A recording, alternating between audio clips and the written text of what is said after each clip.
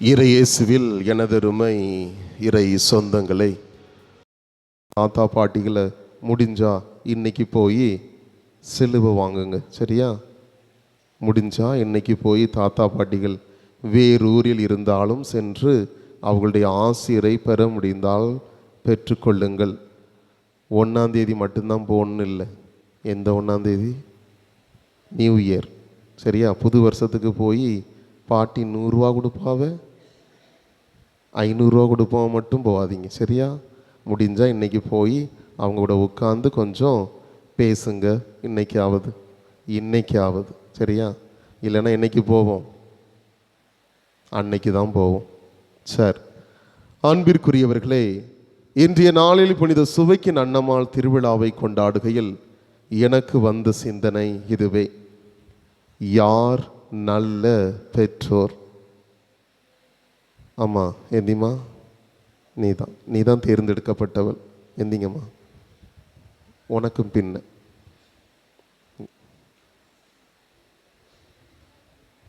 S, நீ மகிழ்ச்சியாக இருக்கக்கூடிய இடம் எது? தெருவு, ஸ்கூல். நல்லா கேட்டுக்கிறங்க. இந்த பிள்ளை மகிழ்ச்சியாக இருக்கக்கூடிய இடம் என்ன எதுன்னு சொல்லிச்சு தெரியுமா? ஸ்கூல், பள்ளிக்கூடம். உட்காருமா. அம்மா நீங்கள் தான் கடைசியில் சிவப்பு கலர். நீங்கள் இல்லை, நீங்கள் மகிழ்ச்சியாக இருக்கக்கூடிய இடம் எது? உட்காந்தே சொல்லுங்க. என்னம்மா? வீடு. சரி, இந்த 2 பேருக்கும் கை தட்டலாமா? அருமை. இளைஞர்கள் வெளியே இருக்கிறாங்க, உள்ளே இருந்தால் கேட்டிருக்கலாம். அவர்கள் மகிழ்ச்சியாக இருக்கக்கூடிய இடம் கேட்டால் கிரவுண்டு தான் சொல்லுவாங்க. ஏன்னா அங்கே தான் எரிச்சல் இருக்காது. வீட்டில் ஒரே எரிச்சலாக இருக்கும், அப்படி தானே? இல்லையா? இந்த புள்ள வீடு சொல்லலை பாருங்க. பரவாயில்லை, அம்மா வீட்டில் மகிழ்ச்சியாக இருக்காங்க. ஆசீர்வாதம். ஒரு வீடு இல்லம் மகிழ்ச்சியாக இருக்கிறது என்றால் நல்ல பெற்றோர்கள் கிடைத்திருக்கிறார்கள் என்று அர்த்தம். இந்த பிள்ளை வீடை சொல்லவில்லை என்றால் மகிழ்ச்சி அவங்க அம்மா அப்பா கிட்ட குடும்பத்தில் கிடைக்கலன்னு அர்த்தம். அப்படிதான் எடுத்துக்கிடலாம். இல்லைன்னா அந்த பிள்ளை என்ன சொல்லியிருக்கணும்? எங்கள் வீட்டில் தான் சந்தோஷமாக இருக்கேன், என் பெற்றோர்கள் என்னை சந்தோஷமாக நடத்தி வருகிறார்கள் சொல்லியிருக்கணும். ஆனால் அந்த அம்மா சந்தோஷமாக இருக்காங்க, பிள்ளைகள் சேட்டை பண்ணும் சமாளிச்சுக்கிறாங்க, கணவன் இப்படி தான் இருப்பார் சமாளிச்சுக்கிடுவாங்க. துன்பத்திலும் இன்னல்களிலும் இடையூறுகளிலும் மகிழ்ச்சியை காண்பதனால் அந்த அம்மா என் வீடு தான் எனக்கு மகிழ்ச்சி அளிக்கக்கூடிய இடம். ஆனால் அந்த பிள்ளைக்கு ஸ்கூலில் ஃப்ரெண்ட்ஸ் இருப்பாங்க, அப்படி தானே? ஜாலியாக இருக்கலாம், பேசலாம். வீட்டில் அதே மகிழ்ச்சி கிடைக்கிறதா, கொடுக்கிறதா? இவங்க அம்மா அப்பா வந்திருந்தா தயவு செய்து அடித்து கொன்றாதீங்க. இல்லை ஏன் வீட்டை சொல்லலை அப்படின்னு செய்யாதீங்க. அது அதனுடைய மகிழ்ச்சியை எங்கே பெறுகிறதோ அங்கே தான் நல் வளர்ச்சி இருக்கிறது, நல்ல வளர்ப்பு இருக்கிறது. சில நேரம் சில பிள்ளைகளை பார்த்தா நாம் சொல்கிறது ஒன்று, வளர்ப்பை பார்த்தியா, என்ன மாதிரி வளர்த்துருக்கா. சார், எல்லாருங்க பாருங்க, நடப்பது நடக்கட்டும். இங்கே ஒரு பையன் பேசிகிட்டு இருக்கான் இல்லையா, கவனிங்க. சரியா? வளர்ப்பு எப்படி இருக்கிறது என்பதை யாரை பார்த்து சொல்லுவாங்க? பிள்ளையை பார்த்து சொல்லுவாங்க. பாரு, இவனை மாதிரி வளர்க்கணும், அவனோட புள்ள வளர்ப்பை பாரு. அன்னை மரியாளுடைய வளர்ப்பை யார்கிட்ட பார்க்கலாம்? அவர்களுடைய பெற்றோரான புனித அன்னம்மாள் சுவைக்கின்ற பார்க்கலாம். இன்று பெற்றோர்களாகிய நம்முடைய வளர்ப்பு எப்படி இருக்கிறது? யார் நல்ல பெற்றோர் என்று சிந்திக்கின்ற பொழுது, செல்வ செழிப்போட 30 லட்சத்துக்கு வீடு கட்டி அவங்களுக்கு ஒரு தனிமையான அறை, ஏசி மாட்டி, எல்லா சுகத்தையும் கொடுத்து, நான் தான் கஷ்டப்பட்டேன், என் புள்ள கஷ்டப்படக்கூடாது என்ற தாரக மந்திரத்தை இந்த 2K கிட்ஸுக்கு கொடுத்துக்கிட்டு இருக்கீங்களே, தவறு.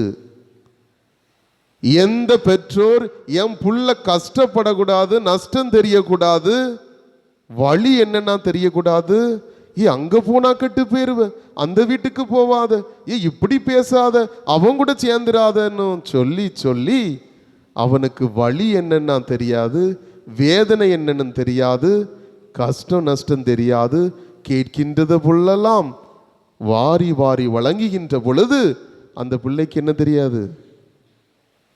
வாழ்வில் சவால்கள் வருகின்ற பொழுது எதிர்த்து நிற்கக்கூடிய பண்பு கிடையாது. ஒரு கதை ஒன்று சரியா?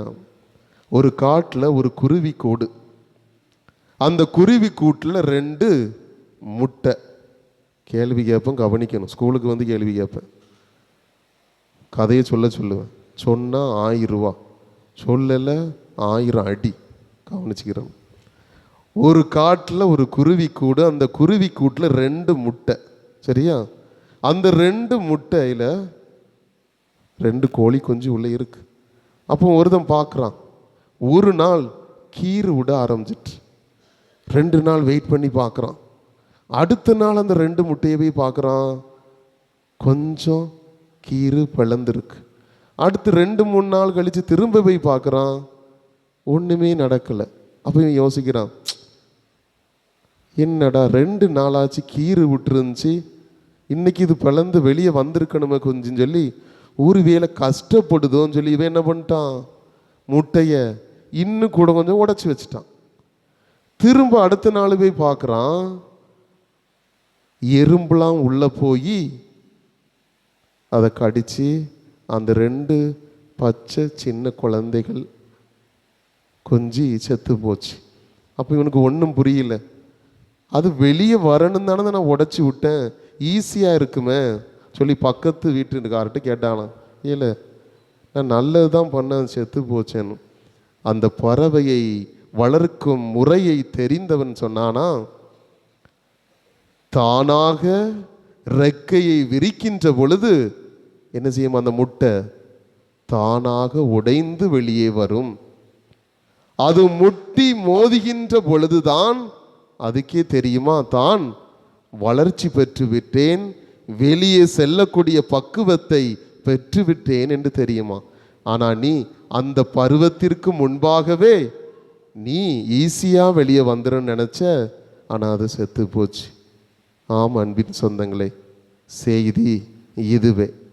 நல்ல பெற்றோர்களாகிய நீங்கள் உங்கள் பிள்ளைகளை கஷ்டப்படுத்தக்கூடாது, வேதனைகளை கொடுக்கக்கூடாது, வெளியே போனால் அடிபட்டுரும், அங்கே போனால் கெட்டு போயிடுவான் என்று கட்டுக்குள் கட்டமைத்து வைத்தீர்கள் என்றால், நாளைய நாளில் ஒரு புதிய பிரச்சனை வருகின்ற பொழுது, இன்னைக்கு நீங்க இருக்கீங்க, இருந்தும் பிரயோஜனம் இல்லை.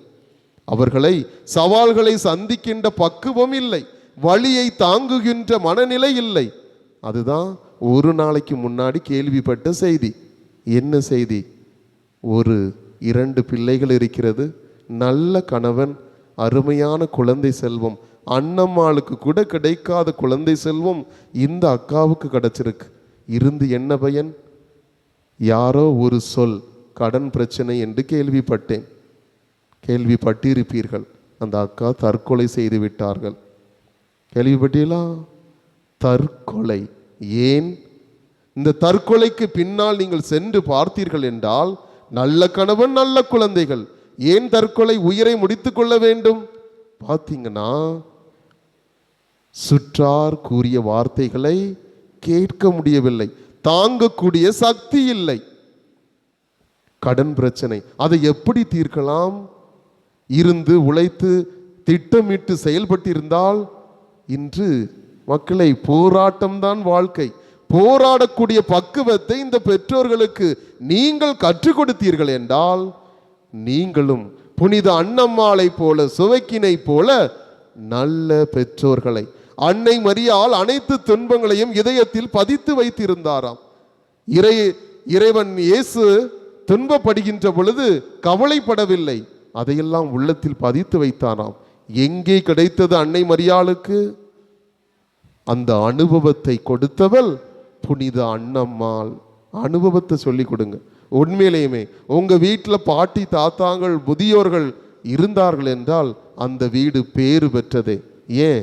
அனைத்தையும் அனுபவித்து அறிந்தவர்கள். சில நேரம் அவங்கள உதாசீனப்படுத்திடுவோம்.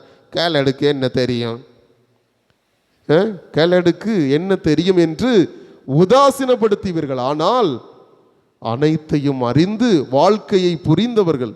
சில நேரம் அவங்களுடைய அனுபவத்தையும் கேட்கணும்னு, நமக்கு புதிய பாதையை அமைத்து தரக்கூடிய சக்தி அவர்களிடம் இல்லை. ஏன்? உழைச்சி உழைச்சி சில நேரம் பார்க்க சகிக்காது. ஏன்? தோல்லாம் சுருங்கிரும். நமக்கு பியூட்டிஃபுல்லாக லிப்ஸ்டிக்லாம் போட்டிருந்தா தானே பிடிக்கும். அழகாக கோட்டு சூட்டு போட்டு பைக்கில் போனால் தானே நமக்கு பசங்களை பிடிக்கும். தோல் சுருங்கி போச்சு, இனி நடுங்கிட்டு இருக்காங்க, தேவையில்லை நீ அவங்க, அப்படித்தானே? ஆனால் அனுபவமே சிறந்த ஆசான். Experience is the best teacher என்று கூறுவார்கள். ஆம், அத்தகைய அனுபவமிக்க தாத்தா பாட்டிகளை கொண்டிருந்தீர்கள் என்றால் அனுபவத்தை பெற்றுக்கொள்ளுங்கள். அவர்களே நல்ல பெற்றோர்கள். ஆமன்.